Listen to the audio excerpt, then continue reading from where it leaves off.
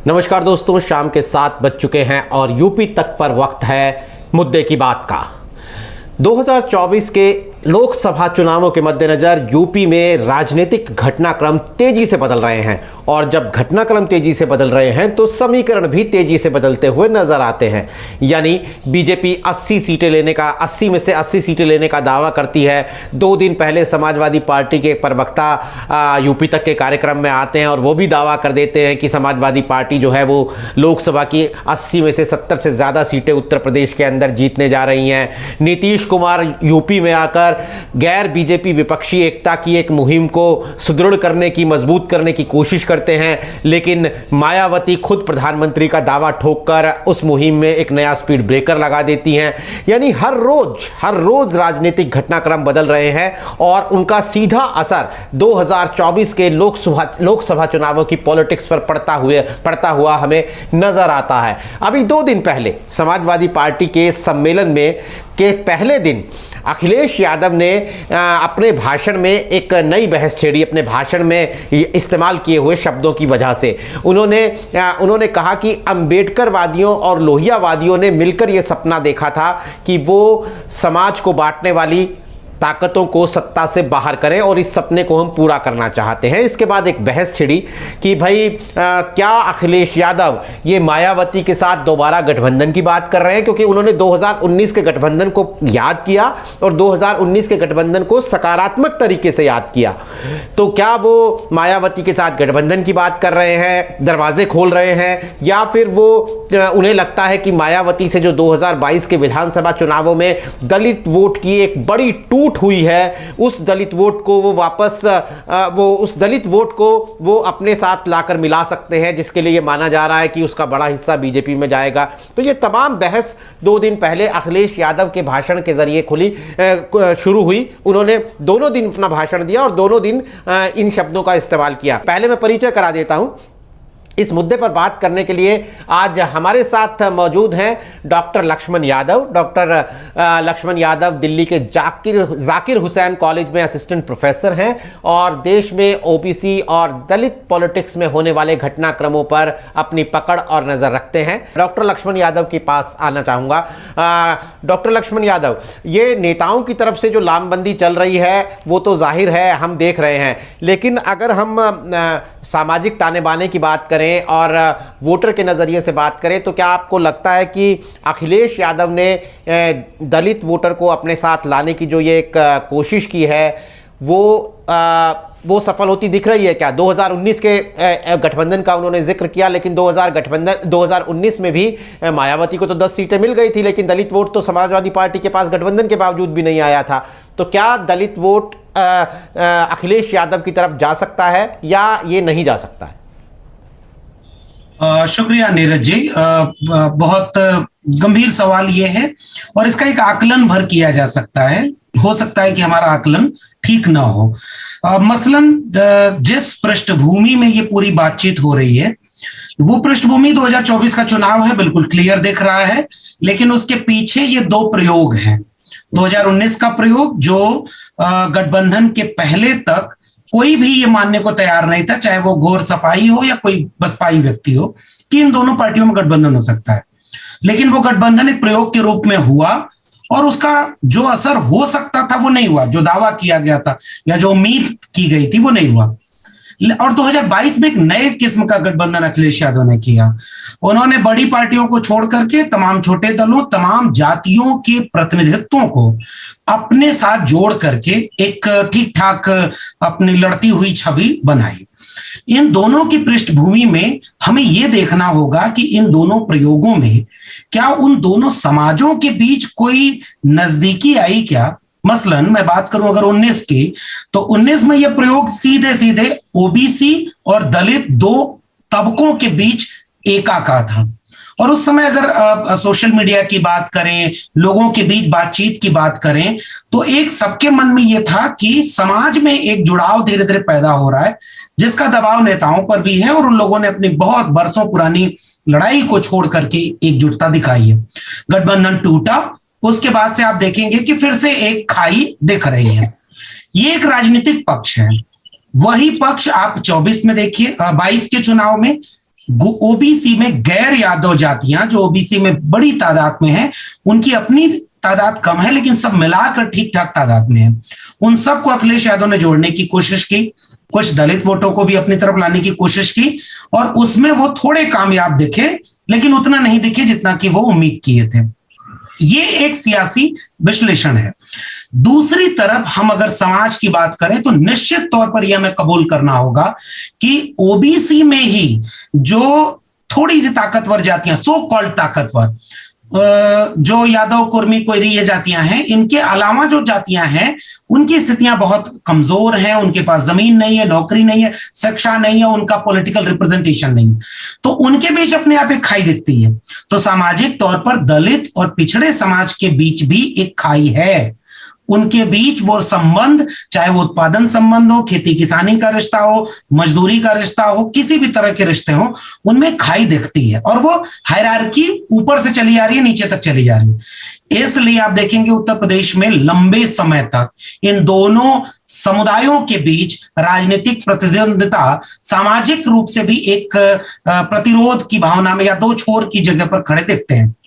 क्या अखिलेश यादव अपने बयान से या 24 की तैयारी से राजनीतिक तौर पर वो विमर्श तो बदल सकते हैं, लेकिन उन्हें सामाजिक तौर पर यह जो ताना बाना है, यह अकेले किसी एक पार्टी या किसी एक नेता के बस का भी नहीं है, वो धीरे धीरे बदलता है। सोशल मूवमेंट जो इधर बीच हुए हैं नीरज जी, अगर हम उन पर गौर करें, चाहे वो 2 अप्रैल 2018 का भारत बंद हो, SC/ST एट्रोसिटी प्रिवेंशन एक्ट का, जिसमें ओबीसी समाज बढ़ चढ़कर भाग लिया और विरोध करता हुआ कहीं नजर नहीं आया। 13 पॉइंट रोस्टर का मसला हो, उसमें SC/ST OBC सब मिल करके, और इवन समर तबके में भी वो लोग जो कॉन्स्टिट्यूशन को मानते हैं, जस्टिस को मानते हैं, उन सारे लोगों ने मिल करके मूवमेंट के जरिए एका बनाने की कोशिश की। किसान आंदोलन में अभी अंडर करंट में कुछ कुछ तो ये देखेंगे। इन सब के बरक्स मैं ये उम्मीद करता हूं कि समाज अपने हितों का एक विश्लेषण तो करता ही है। अब मसलन इस बात को गौर करें, जब बीजेपी यह नैरेटिव बनाने में कामयाब हो जाए कि समाजवादी पार्टी तो केवल यादव और मुस्लिम की पार्टी है, तो ढेर सारे गैर यादव ओबीसी ने बीजेपी को वोट दिया, वैसे ही मायावती को लेकर के ये था कि वो केवल जाटों की पार्टी है, दूसरी तरफ पासी, वाल्मीकि, ढेर सारा समुदाय बीजेपी को वोट दिया। बिल्कुल 65 उपजातियां, 66 उपजातियां हैं जाटों के अलावा दलितों के अंदर जी, और ऐसे ही ओबीसी में भी ढेर सारी जातियां हैं। इसलिए अगर अखिलेश यादव, और अकेले उनसे होगा भी नहीं, अगर बसपा और सपा दोनों मिलकर कोशिश करें, ये एक हाइपोथेसिस मैं दे रहा हूं, अगर ये दोनों अपने सियासी समीकरणों में, वोट देने, टिकट वितरण में, और प्लस समाज के भीतर एक संदेश देने में अगर कोशिश करते हुए नजर आए, तो ऐसा कोई आश्चर्य नहीं है कि दलित वोट सपा को मिले। अगर मान लीजिए गठबंधन नहीं भी होता है, आपके सवाल का एक पहलू ये भी है नीरज जी, कि अगर मान लीजिए गठबंधन नहीं होता है तो क्या अखिलेश यादव अकेले ये कर पाएंगे? असंभव काम नहीं है, लेकिन थोड़ा मुश्किल भरा है। उसके लिए आपको बहुत सारे ऐसे कदम उठाने पड़ेंगे। आखिरी टिप्पणी, क्योंकि ऐसा इसलिए भी हुआ कि बहुजन समाज पार्टी की कई चीजों से हम असहमत होते हुए भी एक बात तो मानेंगे कि एक अम्बेडकराइट मूवमेंट का जो एक आइडियोलॉजिकल फ्रेम था, उसका उन्होंने पॉलिटिकल यूटिलाइजेशन किया। समाजवादी पार्टी चूंकि डायरेक्ट वो अम्बेडकराइट उनसे कन्फ्लिक्ट था, तो एक किसान, नौजवान और इन सब की बात करते हुए कहीं कहीं वो उस सोशल जस्टिस से तालमेल ले, जैसे प्रमोशन रिजर्वेशन का मसला हो, चाहे वो और कई मसले हो, जिले के नाम बदलने का, एक खाई थी। अखिलेश यादव को इन सारी खाइयों को पाटना होगा, खुल करके ये बात करनी होगी कि प्रमोशन रिजर्वेशन का हम समर्थन करते हैं, हम सोशल जस्टिस का समर्थन करते हैं। ये तो बिल फाड़ दिया था उन्होंने, इसका तो बिल फाड़ दिया था उन्होंने पार्लियामेंट के अंदर। एग्जैक्टली, इसीलिए मैं कह रहा हूं कि ये खाई एक रही है, उसे पाटने असंभव नहीं है। वो वोट आ सकते हैं, क्योंकि आखिरी टिप्पणी नीरज जी, कोई भी समाज जो वंचित शोषित समाज से आता है ना, वो अपने नेता को एक फाइटर मोड में देखना चाहता है। चाहे वो मान्यवर कांशीराम रहे हो, चाहे बहन जी रही हो, वो फाइटर मोड में रही है। मुलायम सिंह यादव हमेशा फाइटर मोड के नेता माने जाते थे। जेल भरो आंदोलन से लेकर के सड़कें खामोश न करने वाली लोहिया की बात उन्हें याद रहती थी। अखिलेश यादव को ये सब करना होगा अगर उन्हें दलित और ओबीसी में भी जो गैर मतलब अति पिछड़ी जातियां हैं, इन सब का वोट लेना है। असंभव बिल्कुल नहीं है, लेकिन मेहनत ज्यादा करनी है। जी बिल्कुल। आशीष, आपके पास आते हैं, आप म्यूट पर हैं, अनम्यूट कर लीजिएगा। जी लक्ष्मण जी, आपको लगता है कि जिस अति पिछड़ी और समाजवादी पार्टी के आप एक जेल होने की बात कर रहे हैं, जो ग्राउंड पर, जमीन पर, क्या आपको लगता है कि जो अति पिछड़ी जातियां हैं और जो समाजवादी पार्टी का अपना सोशल बेस है, उनका जो अपना कॉम्बिनेशन है यादव मुस्लिम, उसमें कोई जल आपको होता हुआ दिख रहा है? अगर ये दो विषयों पर अखिलेश यादव बोल जाते हैं कि ठीक है, हमसे ये गलती हुई कि हमने महापुरुषों के नाम पर को बदल दिया, या फिर हम प्रमोशन में आरक्षण का हमने वो प्रस्ताव फाड़ दिया, तो अगर इसको अगर वो रियलाइज कर ले, तो क्या आपको लगता है कि जमीनी हकीकत तो मुझे लगता है कई और मुद्दों पर भी, जमीन जायदाद की लड़ाई, बहुत सारी ऐसी चीजें हैं जो कि हर दिन की लड़ाई है, क्या वो बदल जाएगी आपको लगता है? निश्चित रूप से अभिषेक जी, बहुत जरूरी सवाल। और इवन मैंने अपनी टिप्पणी में भी ये बात कही थी कि राजनीतिक तौर पर कई बार एका बनती है, टूटती है, लेकिन ये जो सामाजिक संबंध है, उत्पादन संबंधों का एक रिश्ता जो है, ये तो एक लंबे समय से चला आ रहा है। और इसके नाते इन समाजों के बीच एक अंतर्विरोध है, एक द्वंद्व है। वो रिश्ता ही ऐसा है कि जिसमें कोई अगर जमीन वाला है तो जिसके पास जमीन नहीं है, उन दोनों के बीच रिश्ता सहज नहीं होगा। मालिक और मजदूर का रिश्ता सहज नहीं होगा। तो ये आप ओबीसी में और चाहे दलित जातियों में ये रिश्ता बना हुआ। तो इसलिए मैं ये बात कहूं कि अगर अखिलेश यादव माफी मांग ले तो वो रिश्ता बदल जाएगा, ये तो ज्यादती होगी। ऐसा नहीं होने वाला, वो धीरे धीरे बदलेगा। कहना मेरा ये है कि अगर वो पॉलिटिकल टैक्टिक्स में इसको अपनाते हैं, ढेर सारे उनके पास दलित नेता हैं, एजेंडे पर अगर काम करें और जो अंबेडकरवाद और लोहियावाद या समाजवाद को जोड़ने की बात कर रहे हैं, इसको पॉलिटिकली अगर वो मोबिलाइज करके नीचे तक ले जाएं, ये बात कोई यादव ना बोले, वो बात कोई राजभर ही बोले, वो बात कोई प्रजापति बोले, कोई कुशवाहा बोले, कोई दलितों के बीच का नेता जाए और वो अपने समाज को कन्विंस करे, तब तो ये संभव है। और वो कन्विंस केवल वोट लेने के लिए नहीं, वो भरोसा जीतने के लिए करे। और ऐसा नहीं है अभिषेक जी, इसका एक ग्राउंड तो बना है ना। बहुत सारी उन जातियों ने 2022 में समाजवादी पार्टी को वोट दिया जो अमूमन वोटर उतने तादाद में नहीं रहे, और 2019 के गठबंधन में भी इनको वोट मिला है। कई और वजह भी हैं जिसकी वजह से हो सकता है कम वोट मिला हो, जिससे जीत नहीं पाए हो। तो मुझे लगता है कि एक चर्निंग तो है, बस ये कि उसको जीत तक ले जाने के लिए थोड़ी मेहनत ज्यादा करनी पड़ेगी जी। तो लक्ष्मण जी, यही बात जो आशीष कह रहे थे कि जिस तरीके से मायावती का अगर 2022 के वोट परसेंटेज पर हम नज़र डालें तो CSDS के आंकड़ों के मुताबिक पहली बात तो ये कि वो 2017 के 22% वोट से घटकर सीधा 13% वोट पर आ गया, जो कि एक बड़ी गिरावट है। और फिर उससे भी इम्पॉर्टेंट बात ये कि CSDS का आंकड़ा ये कहता है कि मायावती का वो कोर वोटर यानी जाटव वोटर, जिस समाज से वो खुद आती हैं, उन्होंने 2017 में 87% जाटव ने मायावती को वोट दिया था, लेकिन 2022 में जाटव वोटर भी 87% से टूटकर 65% पर आ गया। मायावती के वोट परसेंटेज में गिरावट की एक बड़ी वजह है कि नॉन जाटव दलित के अलावा उनका अपना कोर वोट यानी जाटव वोट भी उनसे टूटा है। तो वही बात जो हम जानने की कोशिश कर रहे थे, ये इसीलिए शायद ये एक लो हैंगिंग फ्रूट नज़र आता है बीजेपी को भी, समाजवादी पार्टी को भी। तो ये बीजेपी की तरफ आपको लगता है कि ये वोट बीजेपी की तरफ जो रास्ता जाता है वो इस वोटर के लिए ज़्यादा आसान है, या फिर अखिलेश यादव की तरफ जो रास्ता जाता है वो इस दलित वोटर के लिए ज़्यादा आसान है? देखिए नीरज जी, इसमें एक पक्ष तो ये है कि ये बात जो एक आम धारणा है एक राजनीतिक विमर्श की, वो धारणा, और ये समाज में भी है, समाज में जो चीज है उससे राजनीति इसको कैरी ऑन करती है, और खासकर राइट विंग की राजनीति बीजेपी। जैसे किसी अति पिछड़े समुदाय के व्यक्ति का अगर हित टकरा रहा है किसी सो कॉल्ड ऊपर वाली ओबीसी जातियों से, तो स्वाभाविक तौर पर उन्हें यह लगता है कि जब हमें शोषण ही सहना है तो हम किसी ओबीसी का क्यों सहें, हम किसी सवर्ण का ही सहेंगे, तो वो सवर्ण के साथ जाएंगे।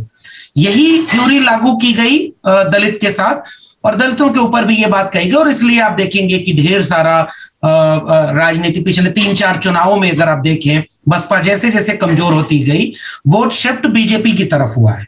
ये अति पिछड़े जातियों का भी हुआ है और दलित में गैर जाटव जातियों का ठीक ठाक हुआ है। ये एक विमर्श चलता है जिसमें कुछ हद तक सच्चाई हो सकती है। मेरा मानना यह है कि इससे इतर दो तरह की चीजें काम करती हैं। जो बहुत कमजोर तबका है सामाजिक, आर्थिक, सांस्कृतिक और खासकर राजनीतिक लिहाज से, वो जब अपने लिए जब खड़ा हो रहा होता है, हम भूल जाए, हम बहुत पानी आगे बह गया है।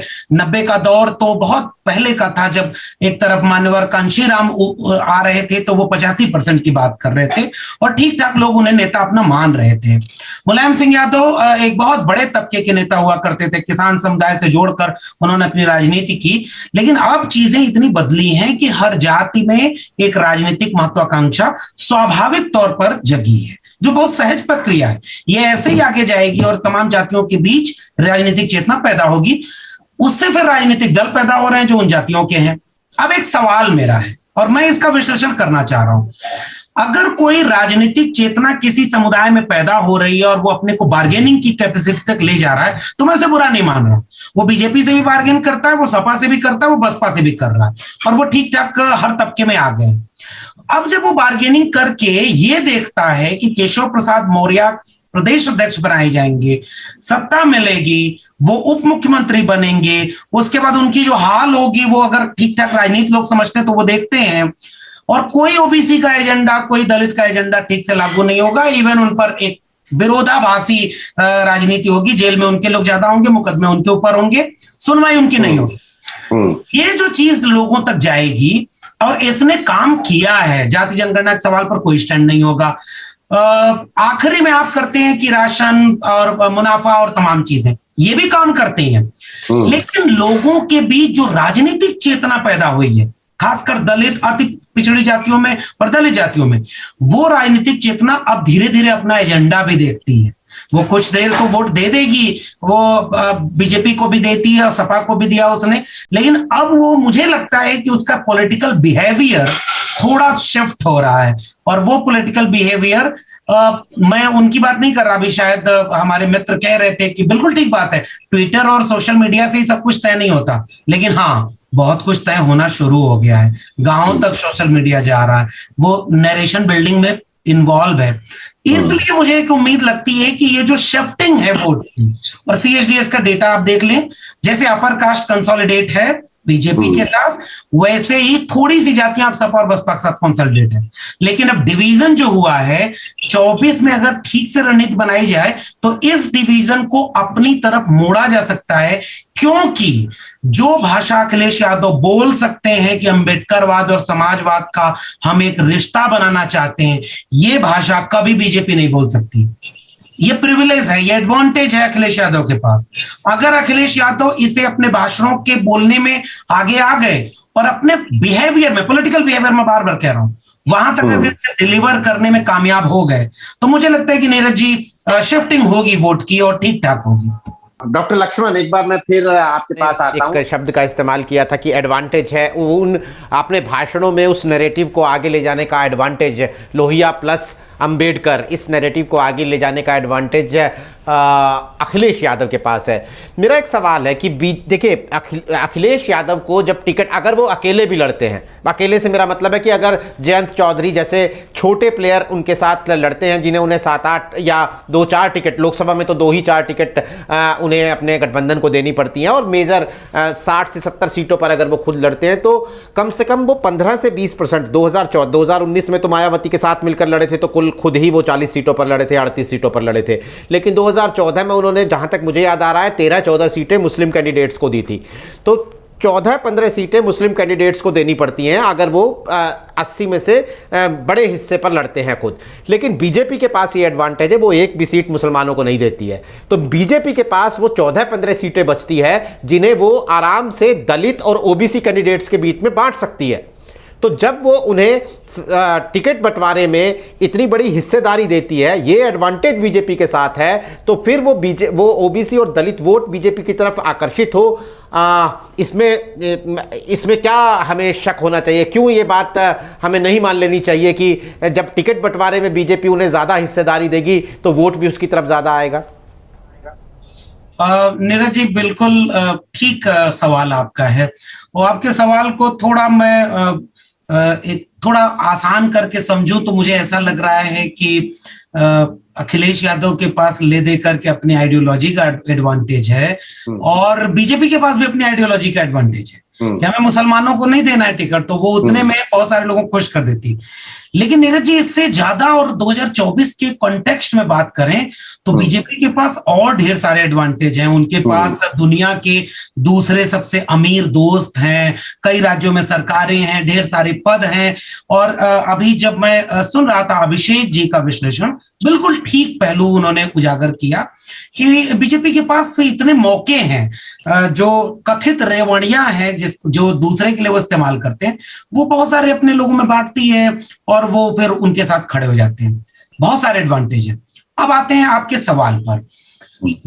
ये जो बिल्कुल एक नैरेटिव है जो अभिषेक जी ने अभी हमारी बातचीत में शामिल किया कि जो बहुत कमजोर तबका है उसको जब बीजेपी ने कल्याणकारी योजनाओं से जोड़ा तो उन्होंने बीजेपी को वोट दिया। ठीक बात है, इसको मान लेते हैं, बहुत हद तक मान लेते हैं।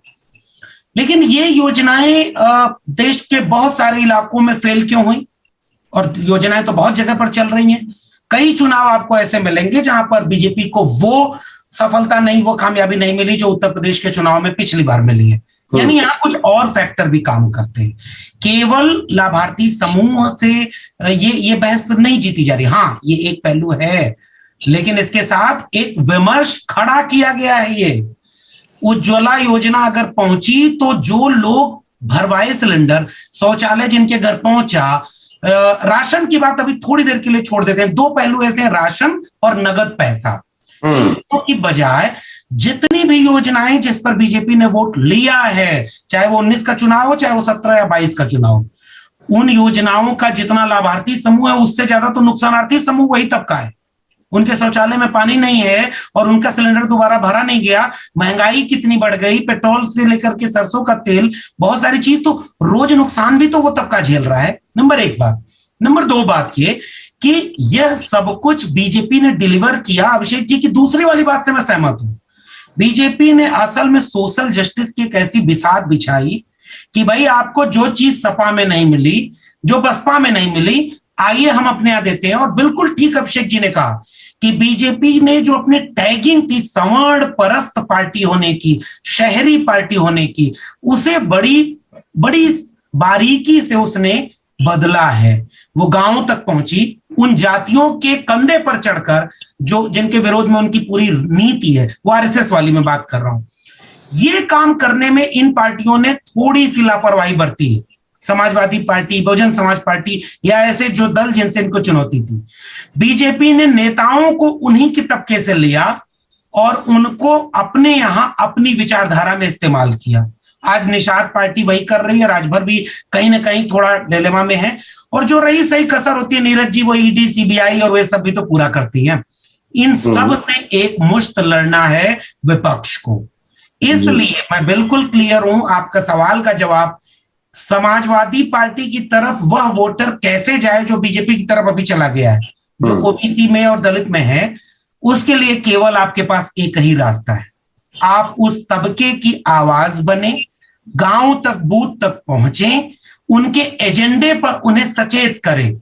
मुझे उम्मीद है नीरज जी, ऐसा पॉलिटिक्स में कई बार हुआ भी है। दिल्ली में आम आदमी पार्टी जब आई तो उसने जो करामात दिखाई, या बीजू जनता दल जब लोकसभा चुनाव के साथ उड़ीसा में काम करती है, और सबसे बड़ा उदाहरण तो इसमें तमिलनाडु का, आंध्रा का हमें लेना चाहिए। इसी वेलफेयर स्कीम के तहत वो बहुत अच्छे से लड़ करके जवाब देते हैं। मुझे लगता है कि अगर अखिलेश यादव के पास एक ठीक है डिसएडवांटेज है कि उनको मुसलमानों को भी साधना है, उनको तमाम जातियों को भी टिकट देना है, सबको हिस्सेदारी देनी है, तो उनके पास जिम्मेदारी बड़ी है।